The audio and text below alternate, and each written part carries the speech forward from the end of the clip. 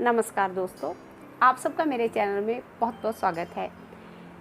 मेरे पास कुछ कमेंट्स आते हैं जैसे कि देवर हो गया या ननद हो गई, वो बहुत ही परेशान होते हैं कि हमारी भाभी बहुत ही गुस्से वाली है। तो इसी पर ही मैंने आज की वीडियो बनाई है कि गुस्से वाली भाभी के साथ हम कैसे निपट सकते हैं। कुछ भाभियाँ बहुत ही अच्छे स्वभाव वाली होती हैं और कुछ भाभियाँ बहुत ही गुस्से वाली होती हैं, तो वो बात बात पर गुस्सा करती है जिससे कि जो देवर है या ननद है वो परेशान हो उठते हैं। देखिए, सभी लोगों की शादीशुदा ज़िंदगी जो है वो अच्छी नहीं बीतती है, उसमें कई बार कोई प्रॉब्लम आ जाती है। जिस तरह की कोई देवर उसका डिवोर्स हो जाता है या ननद का डिवोर्स हो जाता है तो वो अपने जीवन साथी से अलग हो जाते हैं, तो उनको अपने पेरेंट्स के साथ ही रहना होता है। जो भाभी होती है उनको वो बोझ लगने लगते हैं, वो परेशान हो उठती है कि ये यहाँ क्यों रहने आ गया है, जिसकी वजह से वो उनके साथ गलत बिहेवियर करती है, देवर के साथ, ननद के साथ, जिसकी वजह से देवर और ननद दुखी हो जाते हैं।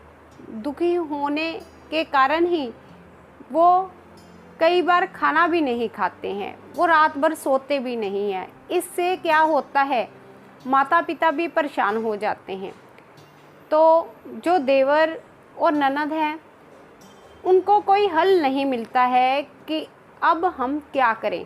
एक तो हम पहले ही अपने जीवन साथी से परेशान हैं, उनका साथ छूट गया है, और एक हमारे घर में ही परेशानी हमारी भाभी कर रही है और भैया का जो बिहेवियर है वो भी बदल जाता है। तो भाभी भी बात बात पर गुस्सा करती है, कोई ना कोई ताने देती है या गलत शब्दों का प्रयोग करती है, जिससे कि देवर ननद का मन बहुत दुखी होता है। अब मैं आपको बताती हूँ कि आप कौन से टिप्स अपनाकर अपनी गुस्से वाली भाभी के साथ निपट सकते हैं। अब आता है हमारा पहला पॉइंट ये है कि ननद और देवर को भाभी की कही हुई बातों को दिल पर नहीं लेना है। जब आप भाभी की कही हुई बातों को दिल पर लेंगे तो आप बीमार पड़ जाएंगे। तो आपको इस वक्त परेशानी के हालात में समझदारी से काम लेना है। आपने खुद को बदलना है। हम भाभी को नहीं बदल सकते, उसकी नेचर नहीं बदल सकते, तो हम खुद को तो बदल सकते हैं। हमें भाभी की बात को मन पर नहीं लेना है, उसकी बात को इग्नोर करने की कोशिश करनी है। अब आता है हमारा दूसरा पॉइंट ये है कि आपने परेशान होकर कभी भी खाना नहीं छोड़ना है। एक तो आप वैसे ही परेशान हैं, ऊपर से आप खाना भी छोड़ देंगे, ऐसे आप कमज़ोर हो जाएंगे। तो आप ऐसे में जीवन में स्ट्रगल नहीं कर पाएंगे। तो आपको खाना नहीं छोड़ना है, परेशान नहीं होना है, इस बात पर आपको ध्यान देने की ज़रूरत है। अब आता है हमारा तीसरा और बहुत ही इम्पॉर्टेंट पॉइंट है। आपको क्या करना है, अगर आपकी भाभी आप पर गुस्सा करती है, बात बात पर ताने देती है या गलत शब्दों का प्रयोग करती है, तो आपको भाभी से बात करनी होगी, भाभी को समझाना होगा कि जो सभी लोगों की शादीशुदा ज़िंदगी एक जैसी नहीं होती। हर इंसान की लाइफ में चेंज आती हैं। आज मेरी लाइफ में चेंज आई है। बदलाव प्रकृति का नियम है। पहले मेरी शादीशुदा ज़िंदगी अच्छी चल रही थी, अब उसमें प्रॉब्लम आ गई है। तो आप मेरा साथ दें। तो आपको ये बात समझनी होगी कि समय कभी भी एक जैसा नहीं रहता है।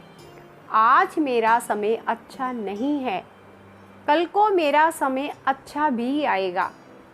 तो भाभी, आपको मेरा साथ देना चाहिए, हमारा आपस का रिश्ता ख़राब नहीं होना चाहिए। बदलाव जीवन का हिस्सा है।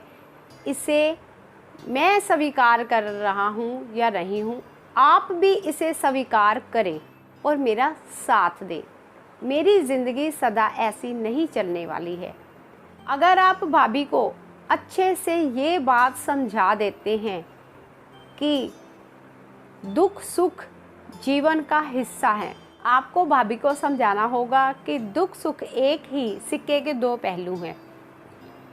हमेशा समय एक जैसा नहीं रहता है। कल मेरे जीवन में सुख था, आज मेरे जीवन में दुख आया है, तो ये समय भी नहीं रहेगा।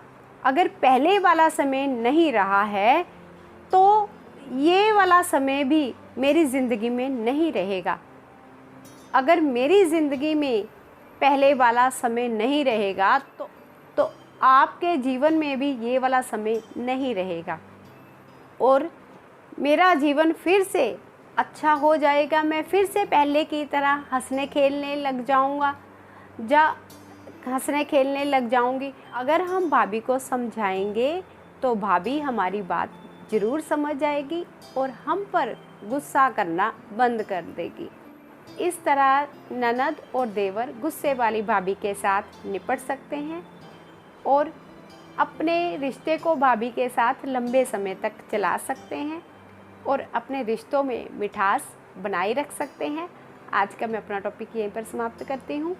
अगर आपको मेरा ये टॉपिक अच्छा लगा हो, आप इसे लाइक करिए, वीडियो को अपने फ्रेंड्स को शेयर करिए, चैनल को सब्सक्राइब करिए और नीचे बेल आइकॉन का बटन भी दबा दीजिएगा ताकि जब भी मैं YouTube पर वीडियो अपलोड करूँ सबसे पहले नोटिफिकेशन आपको आ जाए और आप मेरी वीडियो देख सकें। Thank you, take care.